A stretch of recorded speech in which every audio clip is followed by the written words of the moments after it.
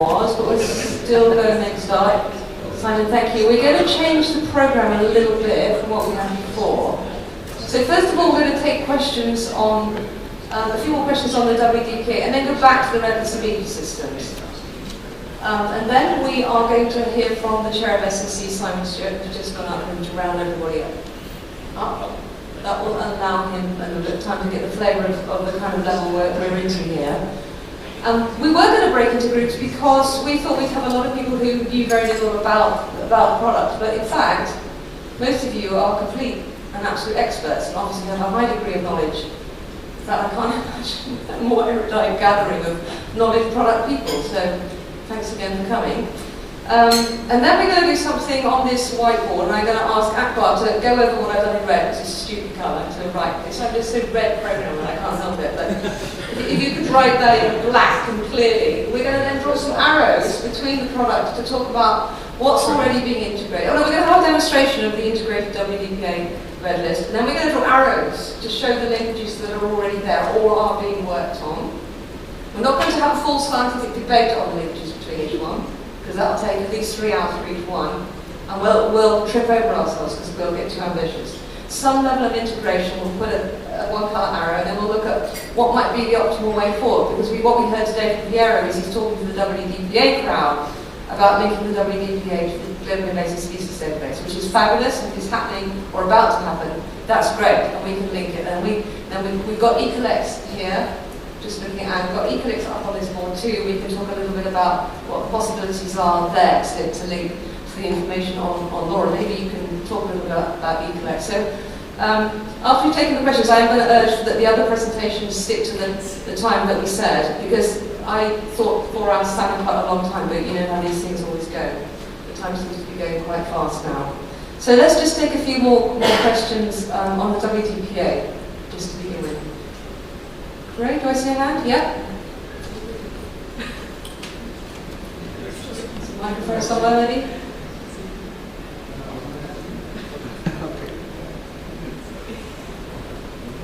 I just want to ask Trevor a question about protected areas. As we know, many protected areas are not designated on the basis of biodiversity. They sort of ad hoc things built, an area around a dam or whatever. How do you factor those into this whole process? Are you going to exclude those from the process, or are you just going to incorporate them in as de facto areas? I think that's one of the purposes of integration, in a way, is to test some of those assumptions. So to look at, if you were overlaying with whichever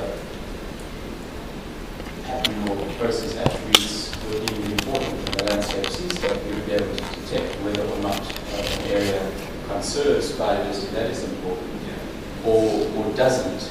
But then, of course, if you're going to apply attributes of, say, connectivity, other functional attributes, maybe an area that was designated, for its watershed values, but not specifically because it's other priority biodiversity values, serves a connectivity function or a stepping stone function. So, it defeats me to think that there may be protected areas that absolutely serve no function whatsoever. I can see that there could be redundancy, but redundancy and what time scale? So, an area that today doesn't seem important because it doesn't connect to a thermocline or an isocline for moisture gradient, would maybe change in the future. So I think what's quite interesting is to look at the inherent potential of the system itself to accommodate change, and that would require modeling and analysis. Great, thanks, Dr. I know you mentioned that table of community conserved areas versus the categories, and I recognise that they are being integrated now into the WTPA, or some of them are. To what extent do you or does WTPA have any knowledge, are they being respected or recognised at a national level, i.e. within the national jurisdiction as community conserved areas? Because the tendency is for, at national levels, they recognise the national parks, government-owned land, basically. Well, there is a little bit of that, obviously, but the decisions that that parties to the CBD have adopted are quite clear and explicit about the need for the recognition of a diverse range of governance types.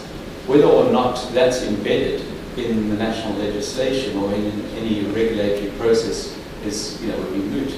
But for example, in South Africa, they have clearly distinguished between these two things: the designation of an area and the assignment of its authority, so that I, for example, personally am the owner and therefore governor of a private protected area that is recognized by the state as part of the system of protected areas. But if you're in Bolivia and you're an indigenous community and your rights aren't observed, then it's unlikely that your territorial tenure of an area would be recognized. So it varies, but the governance assessment is the route to figure out that actually we're just dealing with, left-hand corner. And so what this group in the next room is talking about is how to apply that in a systematic way to yield system-wide and site-based information. But that's going to take time, but we don't have this yet. What I find interesting is when we did the work on natural solutions and we looked at carbon in the landscape, we found that, if you look at the Amazon, carbon is protected, but by a variety of governance types, not all of which are recognized in the national system. But without those types, the Amazon would look extremely fragmented and wouldn't be performing its service. Yeah. So, in the interest I think Tom. Oh, Tom. Yeah, let's just take one more on WPPF, if that's okay, in the interest of time. Yeah, just quickly. So you mentioned that the green list of protected areas, and I've seen there's a big press release on it on the IUCN website today. The motion in front of the Congress calls for a green list spanning not just protected areas, but also species and ecosystems. I wonder if you could say a word or two more about your kind of vision for how you see this this sort of traffic lights approach spanning across across the knowledge products.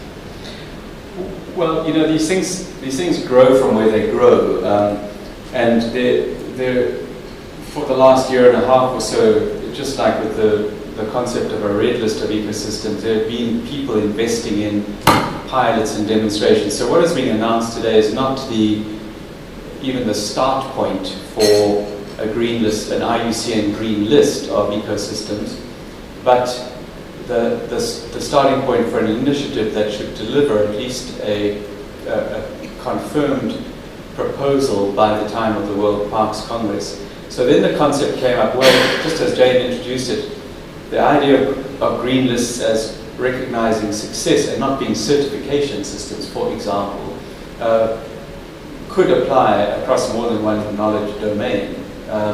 So we're not trying to be exclusive. The motion was actually an attempt to to join hands and say, well, let's figure this out together. So I would say the pathway is still ahead of us.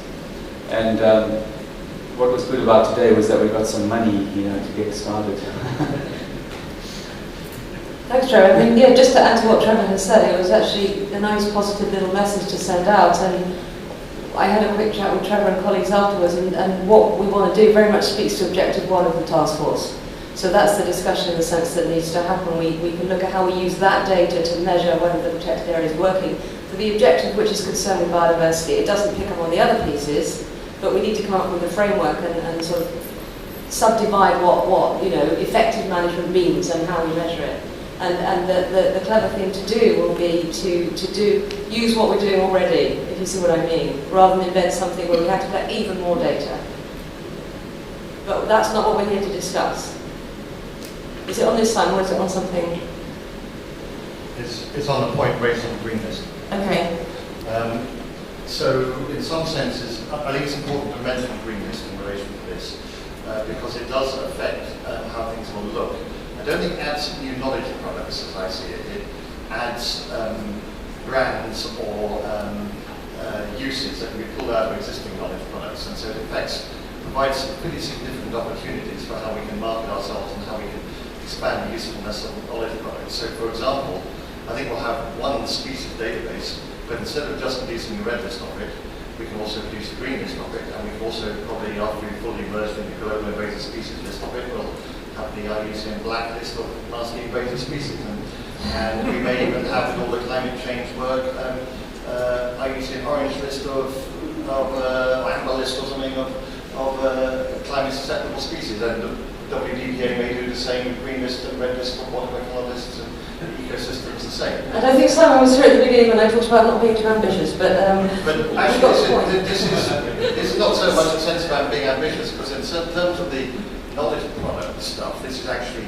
basically not adding any more data requirements. Hardly any more data requirements. It's adding criteria to be applied to existing data, and then spinning a new set of categories of it. So it's actually not a matter, compared to developing a new knowledge product like KBAs or ecosystem red list or these other things, it's actually a relatively small amount of work. Yeah, okay. Well, thanks. I think it'll require, it's a little bit more challenging for the protected areas than it is maybe for the species and ecosystems. But let's not go down that anymore. I really want to take some comments on the red list of ecosystems. And I'm sure there's a few comments and questions. I've certainly got one. Stephen? I'm fascinated by the taxonomy that you're working through with NatureServe on this. You're talking about using level 3, which is alliances. Is that a level you're talking about, or sub-alliance? And if so, how much of that taxonomy, what percentage of the world has a taxonomy which is workable now? Because it's not a trivial challenge to get there, that seems to me. It's what's it called? It's below formation. What's the one after formation? I just can't remember the name. So no, it's one. It's under ecoregion in size. Formation is the name of the second one. I can look it up in a second. No, it has another name, which is more. It's less intuitive. It's the third of the hierarchy, and I can look up the name. And we're very far from having it, in the sense that not only is there not the full taxonomy on a table, so tabular form, much less on a map. So that's terrestrial only. So they have a draft which is not yet submitted for publication. It's still in the co-author consultation, but they've got a draft. So I'll look up the name. Thanks. It's formation. I'm going to allow myself to ask the question now. That's all right. I'll take you in a minute, Ron.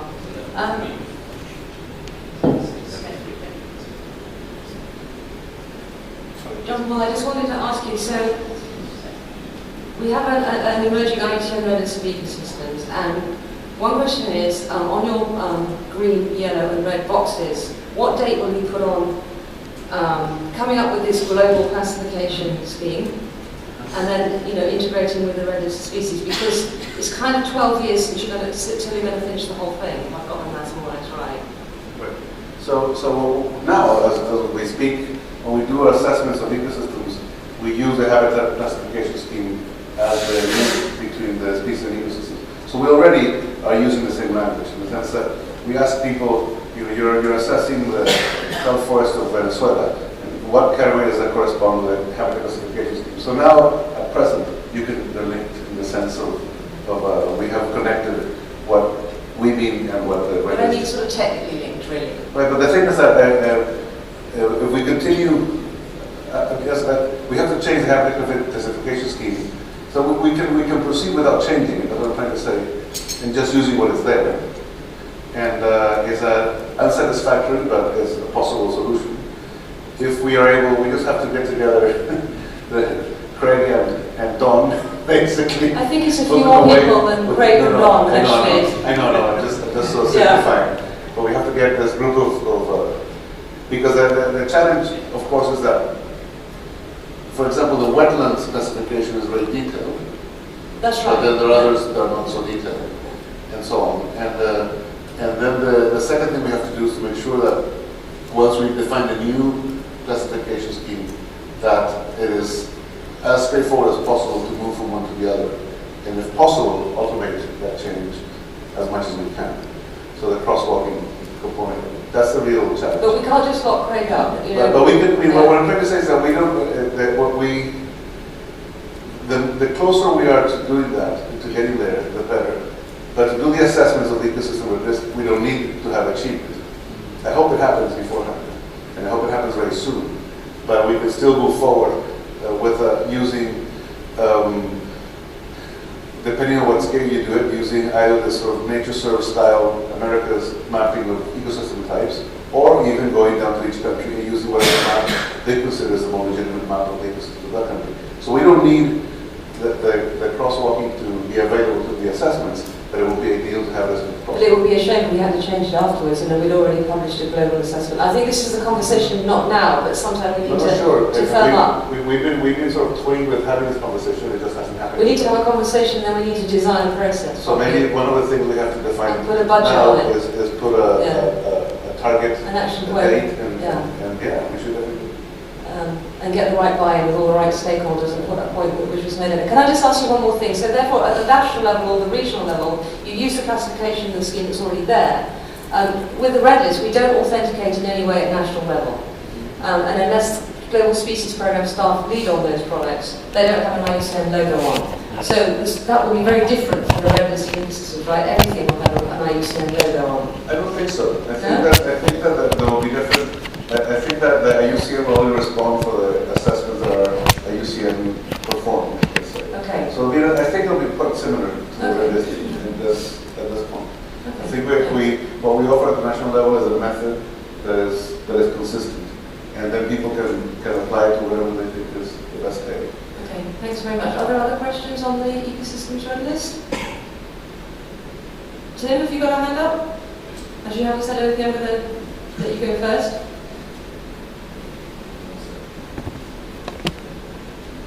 I just want to, we had a sort of staff discussion, so I'm Tim Allen, introduce myself, just coming from a World Heritage perspective and looking at the Senegal work that you've done. One of the World Heritage sites that's in danger, and it's in Obo National Park, it's down in the southeast, and it's one of the big protected areas on the World Heritage list is on the danger list for some time. It's on the danger list because of sort of extirpation of a whole range of the species for which that site was put on the list. And it shows up in the assessment that you've made with ecosystems that are, mostly at low levels of threat, although some seem to, come up red, but the large part of Galapagos is, on the conclude is sort of in the lower level of threat. So I guess I have two points that come from that. One is just to ask a question about communication. So, we have a site that's listed under the biodiversity and threatened species criteria for heritage. It's in danger because of extirpation of threatened species within that area. So it would sort of flash red if you were putting a map up about protected areas and species. But for the knowledge product that we want to put forward for a threatened ecosystem, it sort of doesn't flash very red. So there's a kind of, for me, a question about communication first. Is how do we present to the world out there, which really needs quite sort of clear and simple communication and messaging around conservation. What might be quite a complex discussion around the species as a problem, but for ecosystem type assessment says there's much less of a problem, maybe it's much more sort of focused. And I guess my sort of second point related to that is, I'm a geologist by training, so I always have to have my plea for simple explanation is for me first before trying to explain to Senegal or the World Heritage Committee what this might mean if we saw that sort of assessment.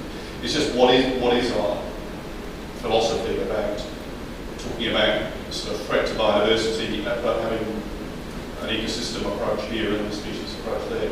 Because it seems to me there is a kind of danger of confusion, but I just don't understand the underlying. I'd like somebody to explain to me the underlying philosophical point of how an ecosystem can be not threatened when we do know there's a whole lot of species extirpation going on. Is that essentially because we need to do much more work to look at ground truthing, the assessment that you've done for ecosystems, and it's sort of first order go that needs to be explained? Or is it that there is a sort of philosophical thing that's going on here, which maybe we should iron out so we don't sort of look like we're not sure whether it's threatened or not.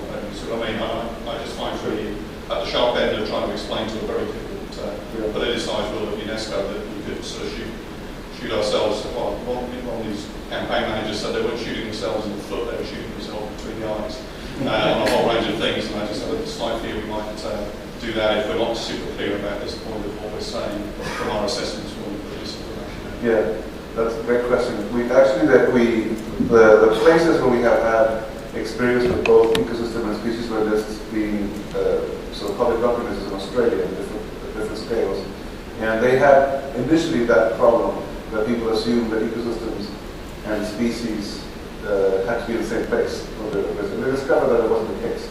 So we did the assessment. There were many examples where you would have threatened ecosystems and that didn't have some species and so on. So it's just a matter of understanding why that is. But that's on one hand. On the other hand, when you do assessments like the Senegal one, which are based on distribution change, that is a first cut.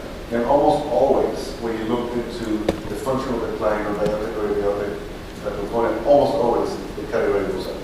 We have found that the risk category goes up. Because we have found that when you look at only the change in extent, is a very